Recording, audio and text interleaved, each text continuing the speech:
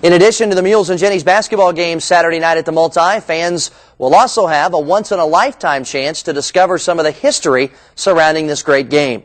The Naismith Sportsmanship Tour began its 4-day stop at the Multi on Wednesday night.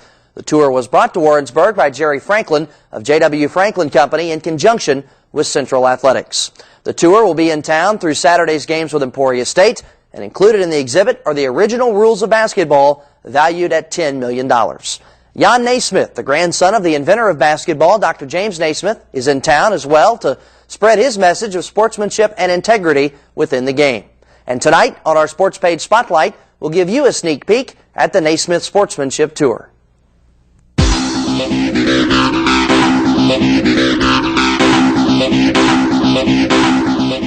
The purpose of the foundation is we're on a mission to spread sportsmanship, respect, positive role modeling, dignity, teamwork within the game of basketball. You may get 400 or 500 people a day, you may get 200, you may get 50.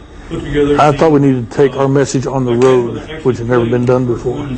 And so I put together what I call the Naismith Sportsmanship Tour, which is where we're at now.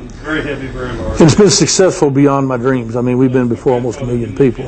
And I actually plan to do it only 2 years. I'm going into my 3rd year, and I'm already committing into the 4th year because it's doing what I wanted to do. And that's spread, what we're trying to do is save a game from greedy, self-serving people. It's very simple. It's a family game. We gave it to the world, not to be abused, to be used.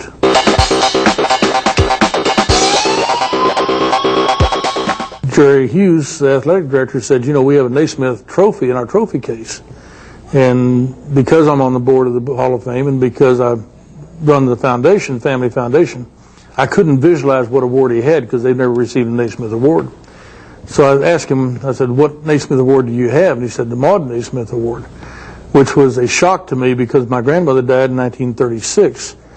My grandfather made a beautiful, large award for sportsmanship in her name called the Maud Naismith Award. And we have pictures of him holding the award, but we thought we never knew where it went. And in fact, it was presented to the school here, and it was in the trophy case. And we thought it disappeared in the 30s. So we immediately left lunch. They brought me over here, and I got goosebumps all over me still when I look at that award, because here it's still alive and well, and it's right here in Warrensburg. So we say the Naismiths are returning to Warrensburg, which I didn't know. And that's a very, very strong story with me. The fact my grandfather was here, and here we are here doing the same thing some 60 years later.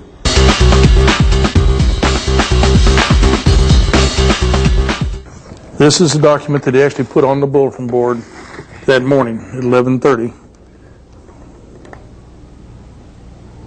It's called the Holy Grail of Basketball. It's also called the Constitution of Basketball. And this is these 2 pieces of paper been in the family 112 years. And the name basketball, you can see at the top, he wrote on there, and he signed at the bottom, and authenticated the rules in 1931 while he was at the University of Kansas. These were his prized possession. As a basketball family, we had to ask ourselves when we started getting distressed with the lack of sportsmanship and respect and whatnot, should we do something? And my family met in 1994, first time ever, about the game of basketball. My brother, sister, and I are the owners. And we said, yeah, we can't, if we don't step up and say something, how can we anticipate other people will? It's our responsibility. We're the caretakers. So we've been out there about almost 7 years now. And we're very serious about it, and the movement's going very well.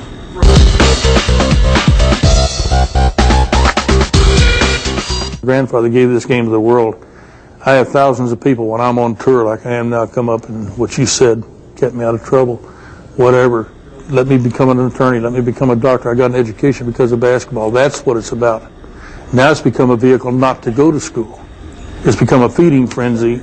If a kid's got talent, my God, they're sitting at the breakfast table feeding him Wheaties. You know, and so it's completely reversed, and the family's very much opposed to this. It should be a game that aids in education, gets your education, you can fall back on it.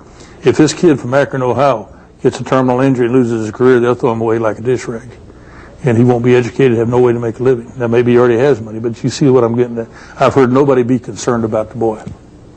And this is what we're concerned about as a family, and that's the reason we're preaching sportsmanship. When I hear an athlete of any level say, I don't want to be anybody's role model, that's a cop-out. You're a role model. How good are you going to be? Will you carry the baggage? Will you accept the fact you're a role model? Will you be a positive role model instead of a negative role model? When I'm talking to grade school kids, I say, you know, kids, I'm so old, I remember when people had good attitudes. Anybody here heard about good attitudes? 500 kids never heard about good attitude.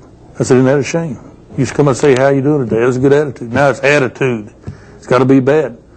You know, we need to change these things. Values don't need to change. Basketball changes. People say, well, Naismith, you want everything to stay the same. Nothing stays the same. Sportsmanship, respect, dignity, positive role modeling, teamwork can stay the same and should. And we're not buying the other answers. It's that simple.